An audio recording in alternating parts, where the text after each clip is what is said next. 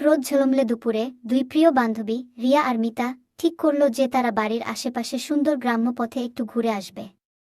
হাঁটতে হাঁটতে তারা একসময় এক ঘন জঙ্গলের ধারে এসে পৌঁছাল। জঙ্গলের ভেতরটা কেমন যেন রহস্যময়, সূর্যের আলোও ঠিকমতো ঢুকছে না। কৌতূহলী হয়ে তারা দুজনে ঠিক করল একটু ভেতরে ঢুকে দেখবে। যত তারা জঙ্গলের গভীরে যাচ্ছিল, চারপাশটা ততই শান্ত আর নিস্তব্ধ হয়ে আসছিল। হঠাৎ গাছের আড়াল থেকে তারা ফিসফিস শব্দ শুনতে পেল। ভয়ে ভয়ে উকি দিয়ে দেখল সেখানে দাঁড়িয়ে আছে এক আবছা মূর্তি। তাদের বুক ধুকপুক করতে লাগল। মূর্তিটা ধীরে ধীরে তাদের দিকে এগিয়ে আসতেই তারা বুঝতে পারল এ তো কোনো মানুষ নয়, এ যে এক অপদেবতা।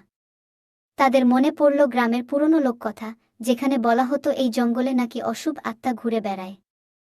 রিয়া আর মিতা আর এক মুহূর্ত সেখানে দাঁড়াল না। প্রাণপণে দৌড় লাগাল জঙ্গলের বাইরে। পেছনে তখনও সেই ফিসফিস শব্দ আর ছায়ামূর্তির উপস্থিতি তাদের তাড়া করছিল। কোনোমতে হাঁপাতে হাঁপাতে তারা যখন গ্রামে ফিরল, তখন সূর্য প্রায় ডুবে গেছে। সেদিন থেকে সেই জঙ্গলের ধারে আর কোনোদিন যায়নি তারা। কেমন লাগলো গল্পটা?